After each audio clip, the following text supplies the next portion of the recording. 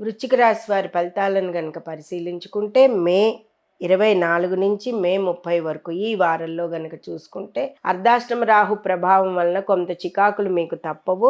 వాటిని అధిగమించడానికి జయాయే నమః, విజయాయే నమః, అజితాయే నమః, అపరాజితాయే నమః అని దుర్గాదేవి 4 నామాలు స్మరించడం వలన రాహు కేతువుల యొక్క దశమంలో కేతువు, అర్ధాష్టమంలో రాహు యొక్క ప్రభావం తగ్గి మీకు మంచి జరిగే అవకాశాలు కూడా ఉన్నాయి. భార్యాభర్తల మధ్య కలహం మాత్రం ఉంటుంది. అవి రాకుండా మాత్రం చూసుకోగలరు. ఆరోగ్యం జాగ్రత్త, శారీరక శ్రమ పెరుగుతుంది, ప్రయాణాలు అధికంగా చేస్తారు, ధన ప్రాప్తి ఉంది, ధన ఖర్చు ఉంది, రెండూ కూడా ఉన్నాయి. సంతాన విషయాలలో కూడా మీరు ఆనందంగా బాగానే ఉంటారు. ఏదైనా కోపం తగ్గించుకోండి, మాట దురుసుతనం తగ్గించుకోండి, మాట పొదుపు అవసరము.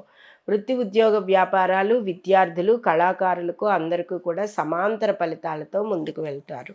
అనురాధ నక్షత్రం వారికి ఈ వారంలో కొంచెం ధన ఖర్చు అధికమవుతూ ఉంటుంది. జ్యేష్ఠ వారికి మానసిక ఆందోళన, విశాఖ వారు అటు ఏ పనికి చేయకుండా నిర్లిప్తగా కూర్చుని ఉండడం అనేది జరుగుతుంది. కాబట్టి వీటిని అన్నింటినీ అధిగమించడానికి మీరు చేయాల్సిన పని దుర్గాదేవిని పూజించుట.